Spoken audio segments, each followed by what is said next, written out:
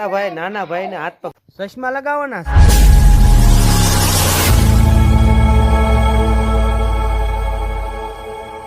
જય દ્વારકાધીશ, જય માતાજી મિત્રો. સૌરાષ્ટ્રની ઢીંગી ધરા ઉપર આપ સૌ ડાયરાને રામ રામ. અને હાલ અત્યારે વાગી ગયા છે બપોરનો 1 વાગી ગયો છે. તમે વિચાર કરી રહ્યા છો બ્લોગનું સ્ટાર્ટ કેમ બપોરે 1 વાગે કર્યું, પણ આજે અમારા શુક્રવાર કા દિન થા એટલે કે રજા કા દિન થાય તો થોડુંક ઉઠવામાં મોડું થઈ ગયું અને કામ સંદર્ભે થોડુંક ઢસાઈ જવું પડ્યું. એટલા માટે અત્યારે મોબાઈલનો ઇન્ટ્રો આપ્યો અને બ્લોગનું સ્ટાર્ટ અત્યારે કર્યું. ચેનલની અંદર નવા આવ્યા હોય તો ચેનલને લાઇક શેર સબસ્ક્રાઈબ કરવાનું ન ભૂલતા. અને તમારો દિવસ બપોર પછીનો આગળ વધે એવી શુભકામના સાથે અમારો દિવસ આગળ વધારીએ. અને ખાવાનું પણ હવે તૈયાર થઈ ગયું છે, કારણ છે બપોરનો 1 વાગ્યો. તો હાલો આપણે જમી કરીએ અને બપોર પછી એના ટાઈમમાં મળીએ. ત્યાં સુધી બન્યા રહેજો. આને છે ને સાયકલની લાઇટ ઓર્ડર કરી છે, સાયકલની લાઇટ ને, તો એ ઓર્ડર જોવો તમે. કેમેરામેન ફોકસ કરો. હા, આજની શક્યતા પૂરેપૂરી છે, પણ હજી આજ આવ્યું નથી અને એ ભાઈને બહુ ઉતાવળે છે, હજી કેમ નથી આવ્યું. અને જોવાય તમે ભૂંગળા, આમાં દાળ ભાત છે, શાક છે ફાલાવારનું, શેનું ફુલેવરનું. તો કાંઈ નહીં, એન્ડ સુધી બન્યા રહેજો. હું લ્યા પણ રિહાણો ઈટ કે રિહાણો, હા રિહાણો છે. હું લ્યા ખબર દામનગર આવું છે અને પણ ગાડીમાં રેગગાટ છે અને એને લગભગ ઘરે જ રહેવું પડશે. ઉભા રહો. અને ઊંધું પાટલું પહેર્યું, જોવો તમે.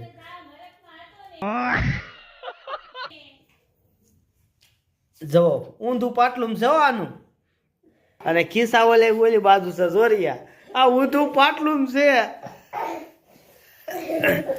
જવો તમે, આ સેવા સાકરી હાલી રહી છે. મોટા ભાઈ નાના ભાઈ ને હાથ પગ ધોઈ છે. સેવા સાકરી હાલી રહી છે.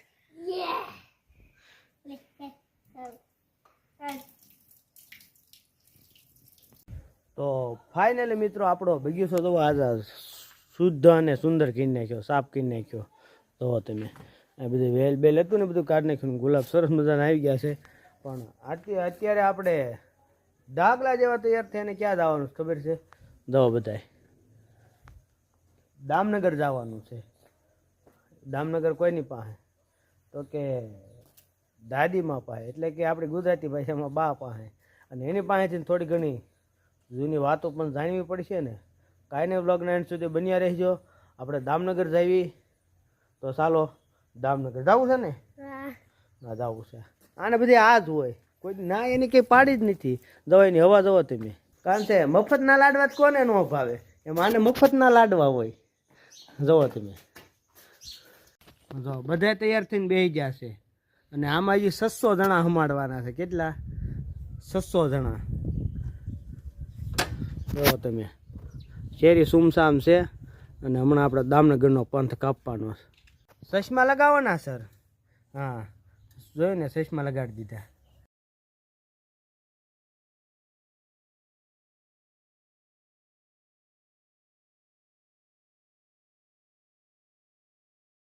હવે આપણે છે ને ચા પીવાનો ટાઈમ થયો છે અને અહીંયા ચા બને છે અને આ ભાઈ ચા બનાવે છે.